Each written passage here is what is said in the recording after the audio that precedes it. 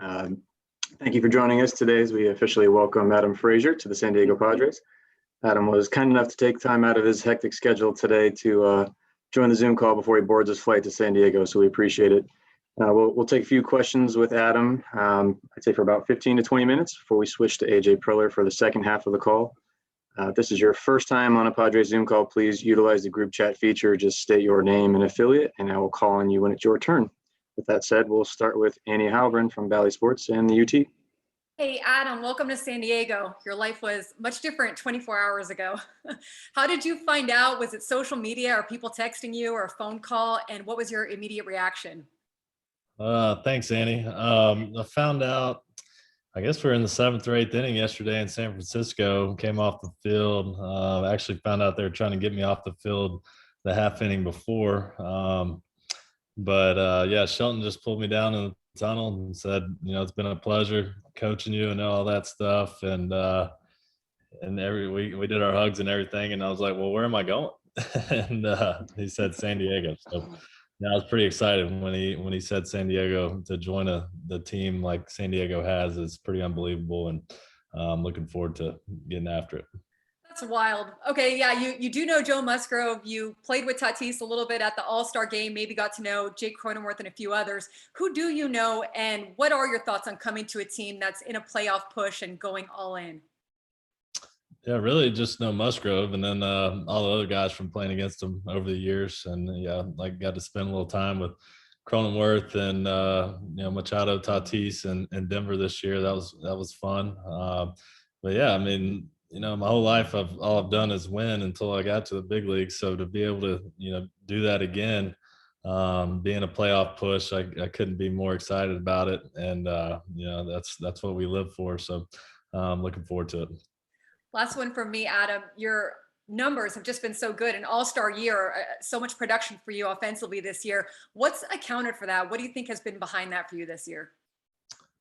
Really just staying within myself and understanding who I am and sticking to that every day. I've done it in the past at times, but I tend to got away from that a few times, and that's when I don't find success. So just trying to do that, take it day by day, play hard each day, and let everything else take care of itself.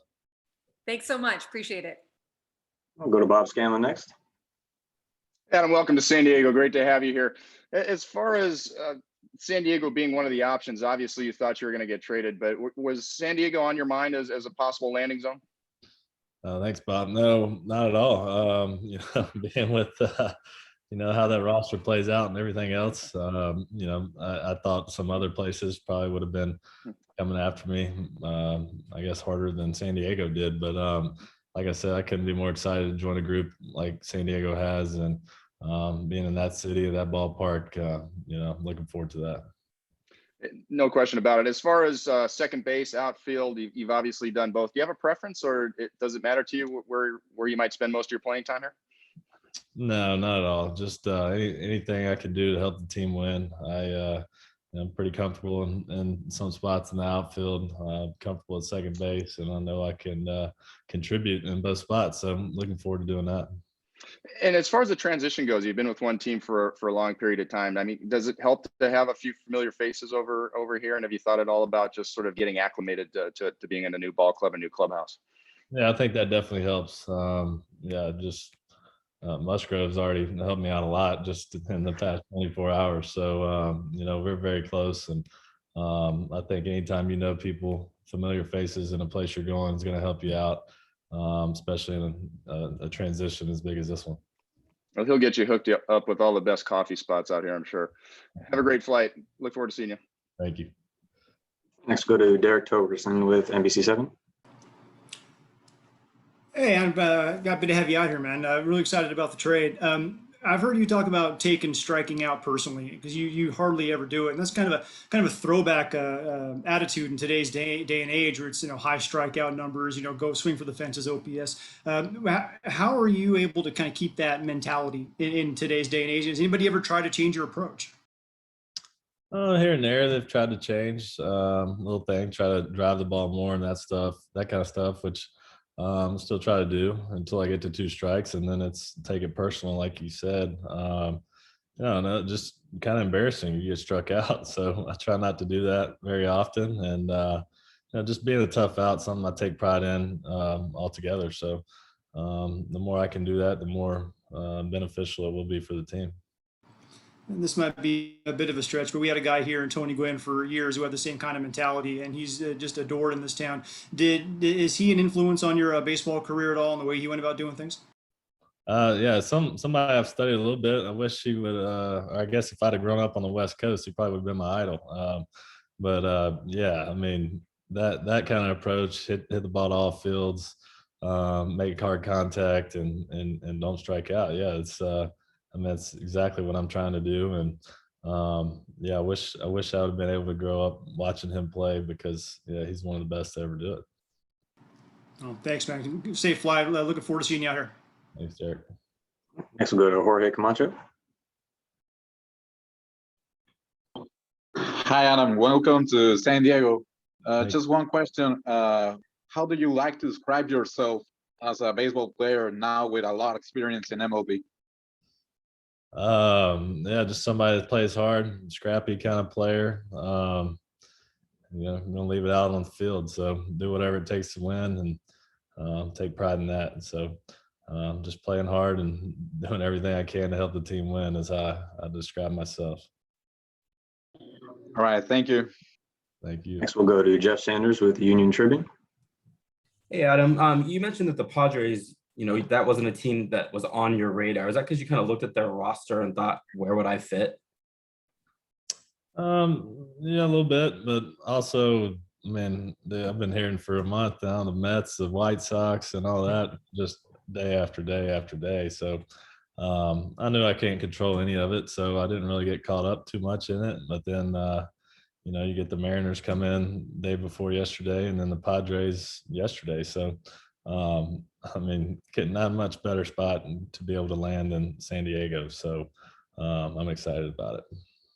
Have you been able to kind of wrap your head around like jumping into a contender, jumping into a race, and maybe what that might do for your production, hitting in that lineup with that kind of protection, all around you?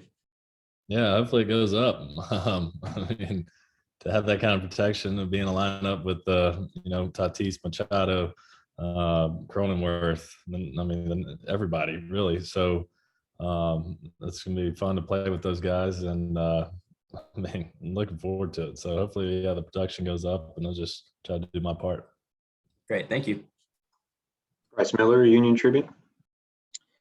Hi, Adam. Maybe just going a little deeper into Jeff's initial question. Have you had conversations with AJ Preller or somebody about how and when you might be used? I mean, the obvious situation with the current lineup construction, they have an all-star at second base right now. And so the mixing, matching piece of this is interesting. What's your understanding of that in a little more detail? Yeah, we hadn't spoken a whole lot about it. I'm assuming I'm gonna bounce around because that's, I guess I can do that. And I mean, being on a team like this, wherever I can help the team win is where I'm gonna be, and I'm ready to do that. And, when that trade happened, I'm assuming I'm gonna bounce around everywhere. So I'll be ready. Thank you. All right, Carlos Mello. Yes. Hello, Adam. I'm Carlos Melo from Televisa, California. And congratulations first. And my question is about you are in San Diego now, and a lot of people is Spanish, is Latin. What do you think about this? Well, I think I need to learn some more Spanish so I can interact. Good. No, that's awesome. No, I mean, I'm looking forward to that. Pittsburgh it's not really a huge Spanish Latino population, so no, I hope they like the way I play hard, and give them something to cheer for. So it'll be fun. Thank you. Good luck. Thank you. Go back to Annie Halbert. I was just wondering what the last month has been like for you. Like, some guys in the past have talked about how stressful it can be leading up to the trade deadline. Was it stressful for you hearing your name at all, or did you just try to completely ignore all that, or did you have to tell people to stop telling you about things or trades or possibilities? No, some I've been, I guess, become accustomed to the past 3 years. It felt like every year it's getting hotter and hotter, and thought I was going somewhere last year. It didn't happen. So, no, I learned, through that time just to not worry about it. I can't control it. So, there's no point in worrying about it. And, no, I heard it from teammates every day. You're still here, that kind of thing. So, just take it in stride, have fun, play the game. Really, more so. With the All-Star stuff and now this, so it's been a whirlwind, month just traveling back and forth from the West Coast. But other than that, just try to play ball and worry about what I can control. Next, we'll go to Julian Delgado. Hey, Adam, welcome to San Diego. I have just one question. You think about the Padres, the swag chain, the bat flips, how they're kind of rewriting a lot of unwritten rules of baseball. Just what's your take on that style and approach, and do you like it for the game?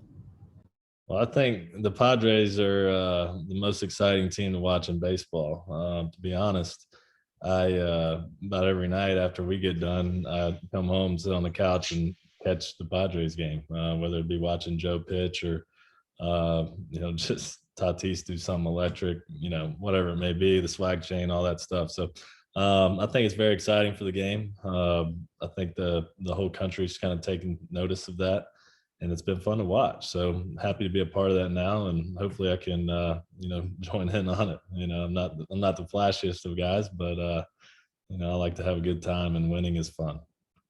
I'm curious if you know this. You're only the third player in Major League Baseball history to lead the league in hits and then get traded while leading the league. The last one happened in 1990. I was just curious if you knew that at all and what your take was on that. No, I did not know that, but I guess that's a good thing. Yeah, it's pretty cool. So hopefully just, keep the hits coming and keep that title. Cool. Thanks. Welcome to town. Thank you. I'll go to Daniel from Univision. Thanks. Adam, welcome to San Diego. Your thoughts on living on the city on San Diego? I guess much better for you than living in Pittsburgh, I guess. Yeah, I don't think San Diego's weather can be beat by anywhere. So I'm looking forward to that. And I've always enjoyed visiting when we play there. So looking forward to living in San Diego for sure. Great. And the other, I've been listening these days that everybody's so happy that you come to San Diego, but also a little worried because now they have the team a lot of talent, and some of the players have to go to the bench. That could affect the chemistry. Some people said, I want to know your thoughts about that, possibly affect the chemistry. Yeah, hopefully it doesn't affect anything too much. I know for me, I'm willing to do whatever. If it means having a day off, coming off the bench here and there, then that's fine. Whatever it takes to win. And hi, how are you? Our ultimate goal right now is to win a World Series, and I think everybody, just from watching from the outside in, it looks like everybody's on board with that in the Padres clubhouse, and that's where I'm going to be too. Thank you. Enjoy. Thanks. Mike Rodriguez from Univision. Hi, Adam. Welcome to San Diego. This trade have you by surprise? And do you speak to one of the players for the Padres already? Not necessarily by surprise. I figured I was getting traded at some point, just didn't know when. And but yeah, I've had a few of the guys reach out so far. I know I've been in contact with Musgrove a good bit. Like I said before, we're very close from our few years here in Pittsburgh, so I'm excited to get back with him. But yeah, a few of the guys have reached out, so just looking forward to getting over there tomorrow. All right. Do we have any other questions for Adam? All right. Thank you, Adam. We appreciate you taking the time. We'll see you out in San Diego tomorrow. Thank you. Thanks, Adam. We'll be back in just a few minutes with AJ Preller. Thanks. Thanks. Bye.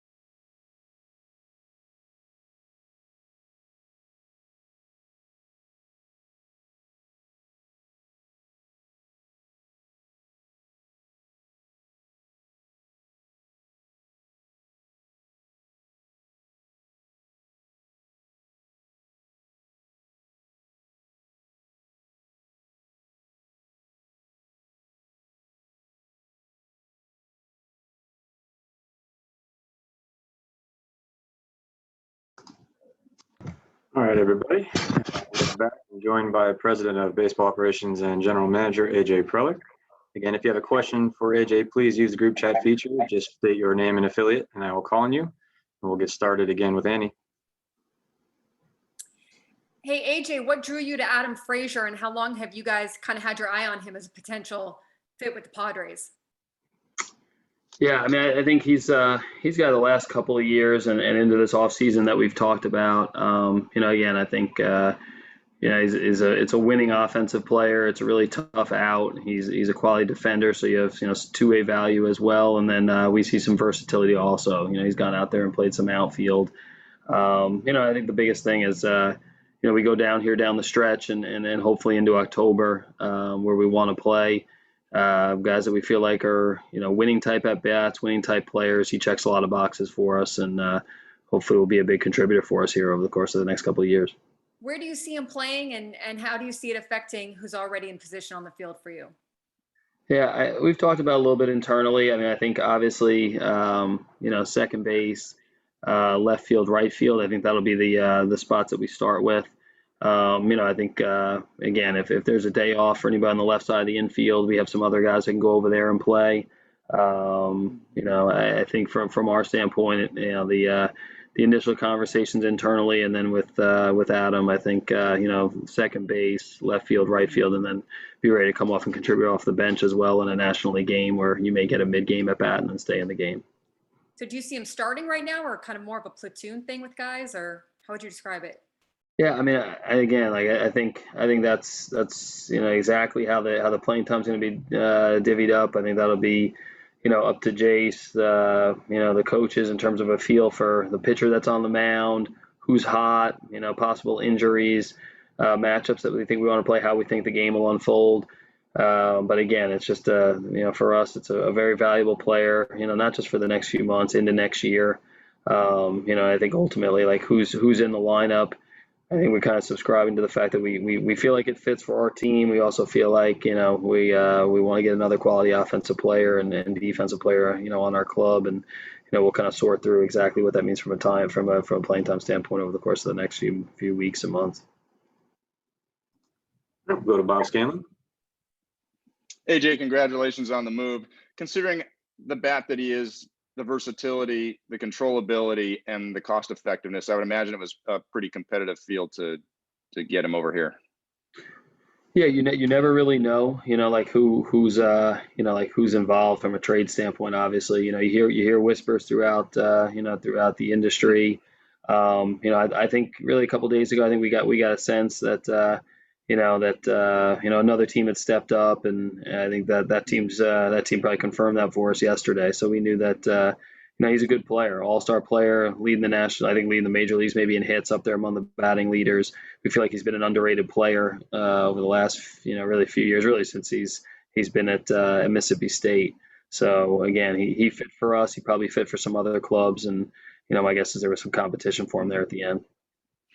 As far as the transition of bringing a new guy into your clubhouse, what are the factors that you take into account in terms of, bringing somebody in that's going to match? And also, how much does it depend on the player? How much of it is the pre-existing culture that's already in your clubhouse to make a guy feel invited and welcomed?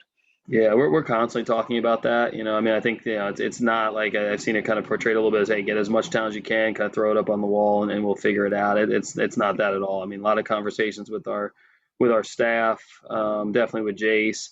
What we think fits with some of our players, honestly, kind of like how well we see this player fitting.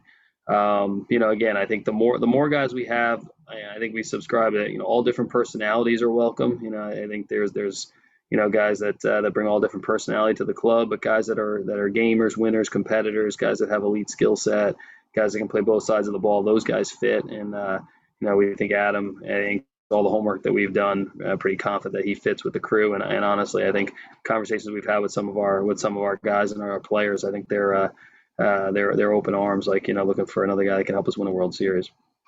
I was going to ask you about that. The other guys in your clubhouse that may know, like Joe Musgrove, who knows him. How much does it help to have some players that have been around him and know a little bit about who the player is and the character that he has? Yeah, that was, I think, again, we constantly do a lot of homework, really dating back when these guys are even amateurs and coming up in the minor league system. But obviously the most recent looks and the most recent, information is always important. And I think hearing from a guy like Joe that, you see how professional he is and the way he goes about his business, and he gave a very high endorsement for Adam, and I think that's all part of the information gathering, portion of the deal, and then all factors into the decision, and I think that's part we feel really comfortable about, is that he fits our group and our culture. And it's nice to hear that from some other players or people that behind the scenes have been with them, and definitely some guys that have direct relationship with the player you're acquiring. Thanks, AJ. Thanks, Gans. Joe Sanders. Hey, AJ, how would you assess where you guys are at 4 or 5 days away from the trade deadline? Are you where you thought you'd be, or are there maybe some missed opportunities to get closer to the top of the division that you're maybe disappointed about?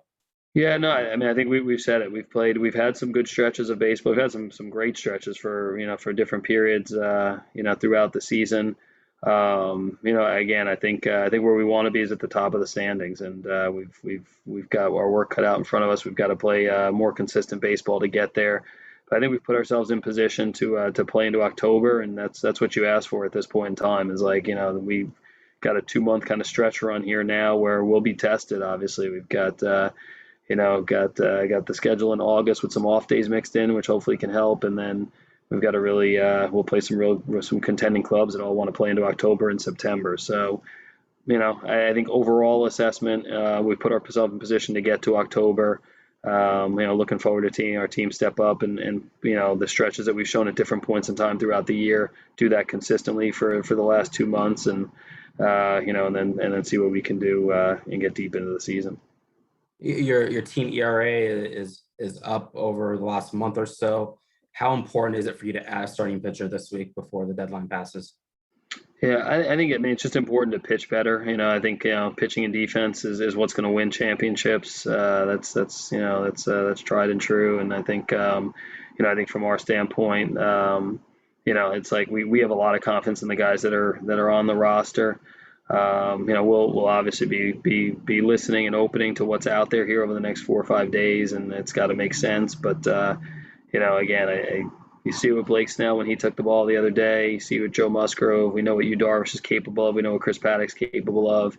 Ryan Weathers is extremely competitive every time he goes out there and takes the ball, and looked healthy when he came back the other day. Our bullpen's been a force really all year long. I think a lot of faith in the group that's there, and pitching and defense is ultimately what's going to lead to whether or not we get to where we want to get to at the end of the year. Where are you guys as far as innings and bridging the gap from 60 to 162? Do you feel like you have the innings to finish the year, or do you need to maybe add, a guy that can help fill innings to get you to the finish line too? Yeah, I think we're in a decent spot there. In terms of really getting to now the 162 game season, and playing for 6 months and not half a year. I think our guys are in a decent spot from pitches. I think also we have some veteran guys that have, even though last year was a shortened year, they've done this before. They've obviously this is what they've done over the course of their career. So, we've got some younger guys too that have come up that I think are in a good place from an inning standpoint as well. So I think we're in a decent spot. I think again we'll keep listening over the course of the next 4 days if we feel like there's somebody out there that helps us kind of get over that hump and gives us a little bit more of an insurance policy, or somebody that we feel like continues to help us get to play in postseason. We'll talk about it, but honestly, it's from our standpoint, I think it's something that we feel pretty good about here over the last couple of months. Thanks, AJ. Next, we'll go to Marty Caswell. Hi, AJ. How far over the luxury tax threshold do you sense that Peter Seidler is willing to go? Yeah, I mean, that's something I think we're in. I think for all of us, really, I think this is an area that we have not had to be too familiar with over the last few years. So I think it's kind of the first experience for definitely for us in the front office, kind of getting familiar with with the rules and kind of where things are at there. And I think honestly, I think it's going to be like more of an individual type, like the conversation in terms of what opportunities present themselves over the next 4 or 5 days. So most likely in those next 4 or 5 days, you'll be presented with some moves that either kind of take you north of that line, keep you right at the line, or take you south of the line. I think we're going to do what makes sense baseball wise, and also maintain some flexibility here. I think that's always important, is to have your eye on, both short and long term. So I think I think it'll be presented. We haven't, it's not any mandate one way or the other. I think we'll kind of evaluate what opportunities present themselves from a trade standpoint, and then decide at that point, hey, is this a decision that makes sense for the big picture of the organization? Is this a decision that makes sense for us trying to win a world championship, which is always the number one goal? And how each one of those decisions factor out for us. When you have three teams in the NL West who are right there, all looking for the same thing, all looking for starting pitching, does that in any way shape how aggressive you might be at the deadline? Not really. I mean, I think you're cognizant of the fact that, like, hey, there's competition for these players, but I think we really focus mainly on what makes sense for us. And I think we've shown it. Some years we've been really aggressive at the deadline. Some years we've kind of stood pat, and it just hasn't lined up for us. And ultimately, I never get too caught up in what other clubs are doing. I think that's when you make mistakes. I think for us, it's just what fits for us, what works for us. I think we know our players really well from a value standpoint. And if we line up, great. And if don't, usually those are the better decisions anyway. Or sometimes you look back on opportunities that you didn't force and didn't try to push through, and that leads to better decisions down the road. Thank you. Derek Togerson. Hey, AJ, something you just said, knowing the value of your players, it's very difficult to truly know the value of prospects, especially guys who really don't have any or very much big league experience. How conscious of you of trying to give an accurate assessment to yourself but to other clubs when you start discussing some of the top prospects in the system, or any prospect in general you have down in the minor leagues? It cut out a little bit there, Derek, at the end. You said, how cognizant are you of, and then it kind of cut out for a second. Just how conscious of you are you of making sure that you either tell the other clubs, give them an accurate interpretation, or do you let them figure it out, or do you make sure that you're not holding on to somebody too long or selling on somebody too quickly? Yeah, I mean, I think there's, you're not really fooling people in the game. So I think from our standpoint, you're always trying to be honest with, hey, this is how we see things. I think we're a really direct and straightforward group, and everyone's got kind of their strategy and their style about how they negotiate or how they go ahead, whether it's in trades or free agents. I think from our standpoint, we try to be direct. Obviously, I think it's up to the other teams to kind of tell you what they think of your players, and then from your standpoint, just try to kind of give them an honest assessment of what we're willing to do. And, I think ultimately it's why we've probably lined up on a lot of deals here over the course of the last few years, is because I think, number one, these other teams, they value and appreciate our players. So that is always the name of the game, is have guys that other teams want. And then I think from our standpoint, it's just a pretty honest approach, and, I think definitely very direct. So I think that, if we're going to line up, great. And if not, we move on to something else, or, focus more on our own internal guys and go from there. And in negotiating for a guy like an Adam Frazier, obviously having the extra year of control through 2022 is important to you. How much does that complicate? Because we kind of talk about it like the extra year of control, you have to drive up the price. How much does that maybe complicate or change negotiations when you do have a guy you can keep around for maybe a year or two more? Yeah, I mean, I think each situation is a little bit different. So I think obviously, like, having a guy for a longer period of time, they get to impact multiple pennant races and multiple seasons. I think that we factor that in for sure in terms of what we're willing to give up, and other teams do as well. Sometimes there's guys with shorter control, or your rental players that are that you view as higher impact potentially. And you try to weigh that out versus getting guys for multiple years. And I think ultimately that's all part of the the calculus in terms of how much value you're willing to give up. I think in this case with Adam, this year and next year, that it factored in for us. We like the players we dealt a lot. We like, a guy like Tucupita Marcano that we've seen here in San Diego for a little bit. He's been a guy that's kind of been a little under the radar with that 2016 signing class. He was a guy that, we've held out of a lot of other discussions. I think having Adam for this year and next year factored in a little bit as well there in order to put Tucu in that deal. But you're constantly evaluating, the quality of the player versus how long he's going to have a chance to impact your major league team, and that all factors into how much talent you're willing to give up. Thanks, AJ. Appreciate it. Bryce Miller. Hey, AJ. You've got a guy who's got the most hits in baseball.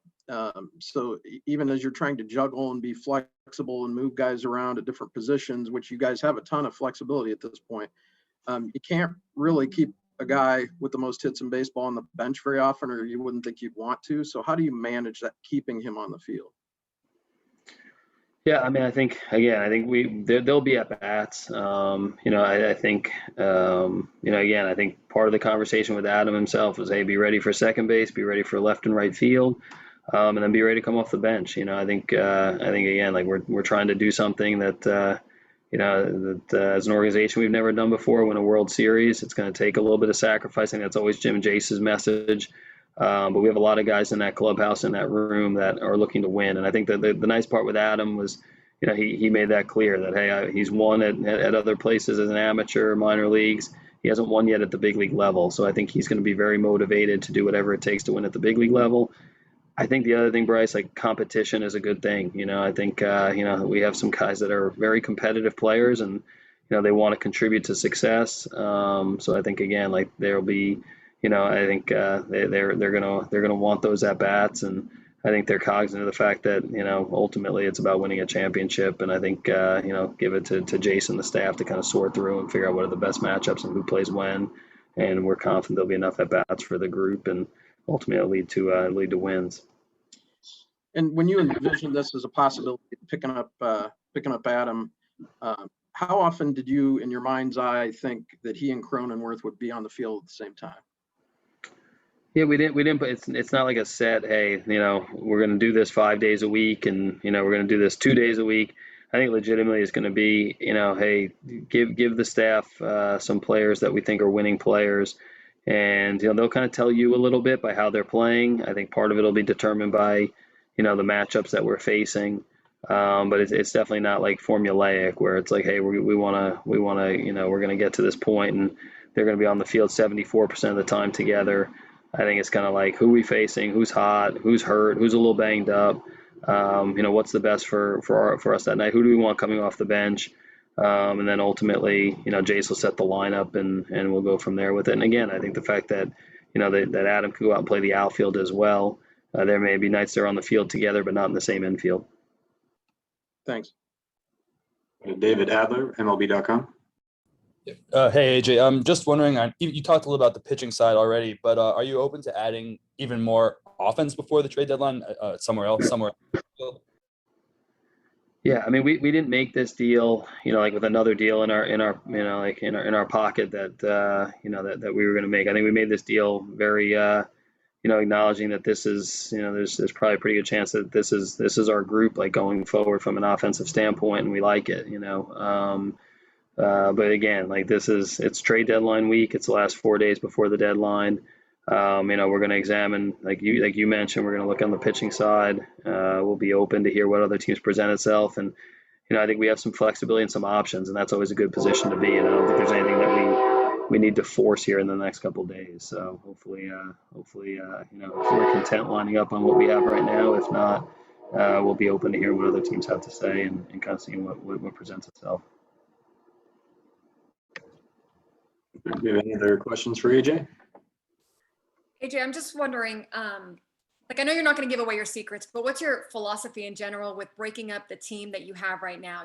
We hear a lot about the chemistry and wanting to keep these guys together, but this is different even than like Franmil Reyes a few years ago, where you guys are at. How much do you weigh out that versus, an all-out push to just get whatever you need to win? Yeah, no, it's a real conversation. It's like every day, with the staff, front office group, we factor that in a lot. Is like, do we have, again, like I think we acknowledge over the last year and a half, this team's played really good baseball. Top, whatever it is, top 5 teams in the league in terms of like production, winning.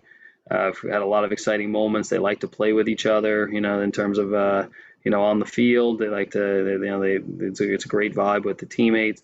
So I think that's a real consideration for us. And I think in any move we make, even like bringing in Adam, not touching your big league club to do it, you still factor all that in. So those are all like very real consideration. It'll be it's a real part of our conversations over the next 4 or 5 days. And ultimately you're looking for both. You're looking for the best combination of talent that gives Jace the most options and the staff the most options to give guys a chance to succeed. And you're looking for, make sure that that you have a winning vibe, like with with that talent on the field. So yeah, I think those are very real conversations we have every day, and with every move we make, we're consider that's part of the calculus for whether or not to make a move or not. Thanks, AJ. Thanks, Annie.